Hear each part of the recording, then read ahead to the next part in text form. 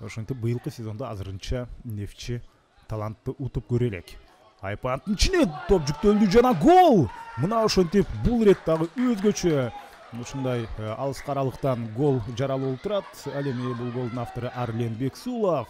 Арлен Бексулов быйылкы сезонда бир нече ирет ошол жеңиш гол соккузатса дагы болот бул жерде. Жана Арлен Бексулов жакынкы бурчка Антон Полев жерге кулады. Пенальти жок бул жерде. Ылдам голду жаратуу менен дагы деле өздөрүнүн үстүндүгүн көрсөтөт. Арлен азыр сонунда ой караңыздарчы. Ушул жерден Дастанжон Рашидовду сонун жазгырып өттү. Жылдыкта төрөлгөн оюнчу азыр Ахлидин топту тепти. Жана коргоочуну байкадыңыздарбы, колун артка алып, жана кокустан топ тийип кетпесин пенальти берип.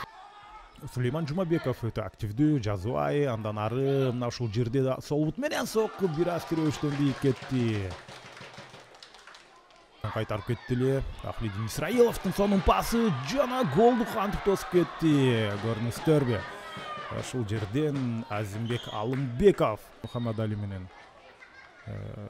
албетте Акрамжонду таканыктоо кимис экен, бирок ошол жерден борбордук коргоочу топту жакшы алып кетти. Ал эми мына Ахлидин Исраилов ал жабыркады.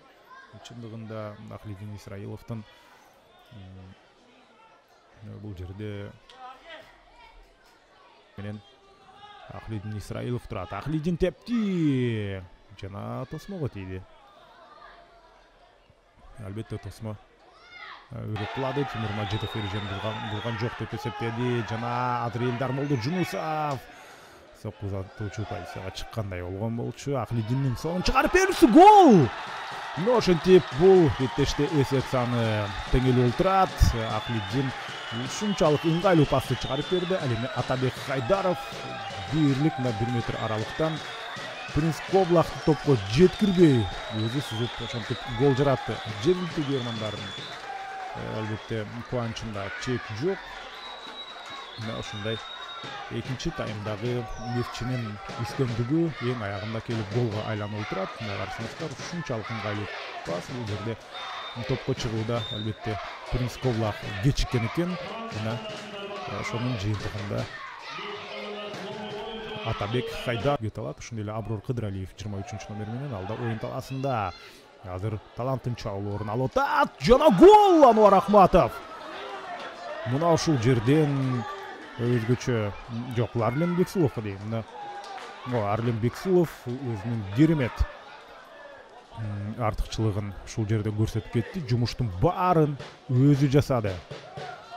Ал чындыгында сол канатты биринчи таймда өзгөчө жиреп кирип аткан. Азыр карасаңыздар Тимур Мажидовду бир чайкады.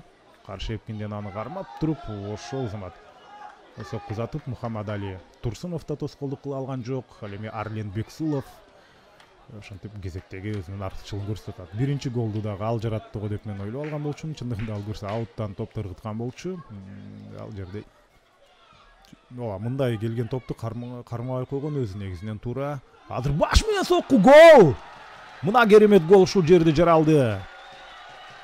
Алмашууга чыккан Мурат Якшиев өтө таза соккуну ишке ашырды.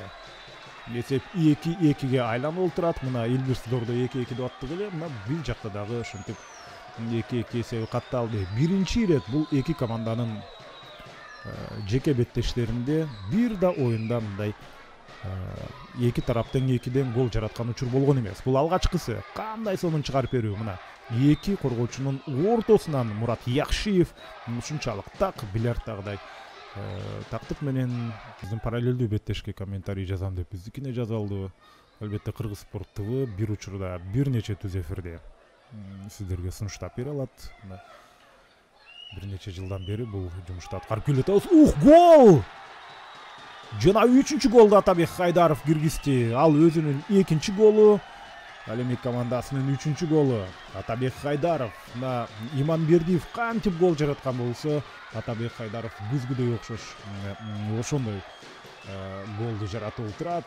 Алгачкы ирет Нефтчи командасы голдордун саны боюнча алдыга озуп чыкты. Мына карасаңыздар кандай сонун чыгарып берүү. Ушул жерден Атабек Хайдаровду карай турган бул жерде Захриддин Абдилларын ошентип алганга аракет кылып жаткан учуру.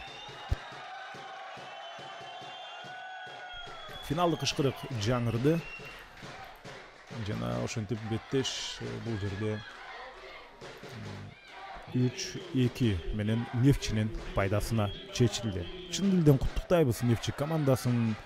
Ошондой эрктүү жеңиш болду. 2 ирет артта калып, 2 ирет эсепти теңеп, ал эми 3-сүндө демек алдыга озуп чыгышты. Атабек Хайдаров дубль жасады бул беттеште. Жана анын голу чындыгында чечүүчү болуп калды деп айтсак болот. Жана ошол эле учурда Мурат Якшиев бир голду киргизген. Талант командасынан ал жактан дагы Илимбек Иманбердиев жана ошондой эле